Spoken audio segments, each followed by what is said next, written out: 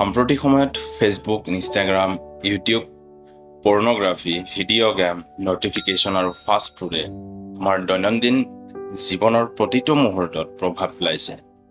Dopamine নামৰ এক chemical আমাৰ মগজুত নিঃসৰিত হয় যেতিয়া আমি আনন্দজনক বা উত্তেজনামূলক কোনো কাৰ্যত জড়িত হওঁ। এই ডপামিনে আমাক আনন্দদায়ক অনুভূতি দিয়ে, কিন্তু অধিক ডপামিন নিঃসৰণে আমাৰ মগজুত এক ধৰণৰ এডিকশ্যন বা আসক্তিৰ সৃষ্টি কৰে। ডপামিন ডিটক্স কিতাপত থিবো মেৰিচিয়ে বুজাইছে কেনেকৈ আমি এই এডিকশ্যনৰ পৰা মুক্তি হৈ প্ৰডাক্টিভিটি আৰু মনোযোগ ফ'কাছ বৃদ্ধি কৰিব পাৰোঁ। প্ৰথমতে জানো আহক ডপামিন কি। ডপামিন হৈছে মস্তিষ্কৰ এটা ৰাসায়নিক বাৰ্তাবাহক নিউৰোট্ৰান্সমিটাৰ, যিয়ে আমাক আনন্দৰ অনুভৱ, প্ৰেৰণা আৰু পুৰস্কাৰৰ অনুভৱ দিয়ে। মস্তিষ্কৰ বিভিন্ন কাৰ্য যেনে মনোভাৱ, মনোযোগ আৰু গতিবিধি নিয়ন্ত্ৰণ কৰাত ই এক গুৰুত্বপূৰ্ণ ভূমিকা পালন কৰে। যেতিয়া আমি আনন্দদায়ক কাম এটা কৰোঁ, যেনে সোৱাদযুক্ত খাদ্য খোৱা বা কোনো লক্ষ্যত উপনীত হোৱা, তেতিয়া ডপামিনৰ মাত্ৰা বৃদ্ধি পায়, যিয়ে আমাক সেই আচৰণ পুনৰাবৃত্তি কৰিবলৈ উৎসাহিত কৰে। কিন্তু ডপামিনৰ ভাৰসাম্যহীনতাই হতাশা, নিচাৰ দৰে সমস্যাৰ সৈতে জড়িত হ'ব পাৰে বা তেনেকুৱা পৰিস্থিতিত আপুনি পৰিব পাৰে। লগতে আসক্তি বা এডিকশ্যন কি সেয়া জানিলে বুজাত সহজ হৈ পৰিব। এডিকশ্যন মানে হ'ল আৱেগিক, শাৰীৰিক বা সামাজিকভাৱে ক্ষতিকাৰক যিকোনো কাৰ্যকলাপ আৰু ইয়াৰ ক্ষতি জানিও ব্যৱহাৰকাৰীয়ে পুনৰাবৃত্তি কৰা কাৰ্যকেই এডিকশ্যন বুলি কোৱা হয়। উদাহৰণস্বৰূপে junk food, pornography, video' game, internet, বজাৰ কৰা ইত্যাদি। হাই এভৰিৱান, মই ইমদাদ। আজি আমি এটি গুৰুত্বপূৰ্ণ বিষয় আলোচনা কৰিম, কেনেকৈ আজিৰ যুৱ সমাজে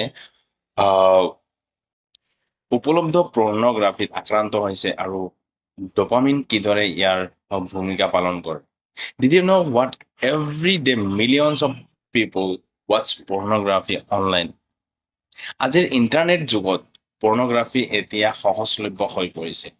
এক সমীক্ষা মতে each day around 60% men and 40% women watch pornography.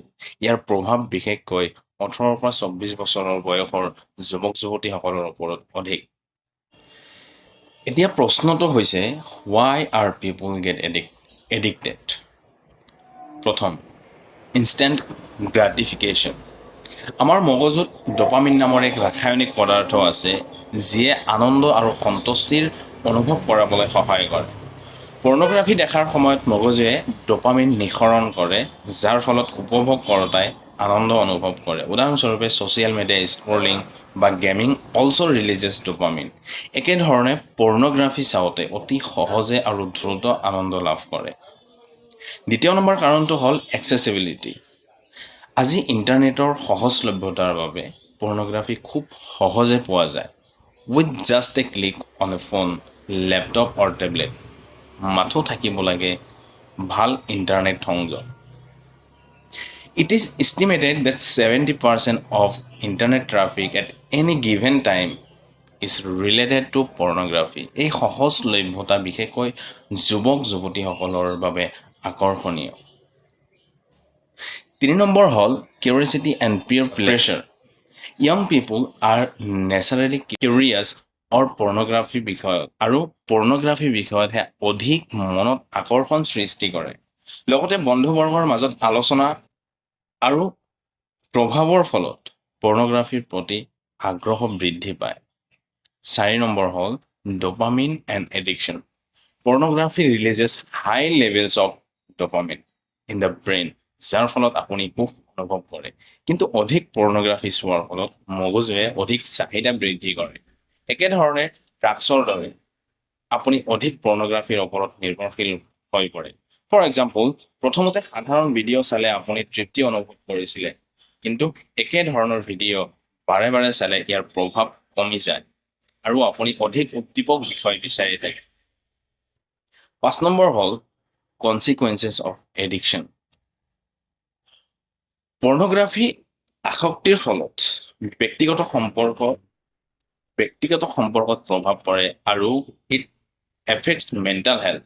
অধিক পৰ্ণগ্ৰাফি চোৱাৰ ফলত ব্যক্তিগত সম্পৰ্কসমূহত আন্তৰিকতা আৰু আস্থা হ্ৰাস পায়। উদাহৰণস্বৰূপে, many people who watch too much pornography report difficulties in maintaining real world relationship. সেয়া শাৰীৰিক আৰু মানসিক স্বাস্থ্যৰ ওপৰত এটা গভীৰ প্ৰভাৱ পেলায়। আজি আমাৰ যুৱ সমাজ কেনেকৈ পৰ্ণগ্ৰাফিৰ প্ৰতি আসক্ত হৈ পৰিছে আৰু ইয়াত ডপামিন কেনেকৈ ভূমিকা পালন কৰিছে সেয়া আমি বুজিলো। Understanding how dopamine works and helps break this addiction. পৰ্ণগ্ৰাফিৰ পৰা মুক্তি পাবলৈ আমি আচৰণ আৰু চিন্তাধাৰাৰ ওপৰত মনোযোগ দিব লাগিব। পৰৱৰ্তী ভিডিঅ'ত ডপামিন ডিটক্সৰ পদ্ধতিসমূহ আলোচনা কৰিম। ধন্যবাদ।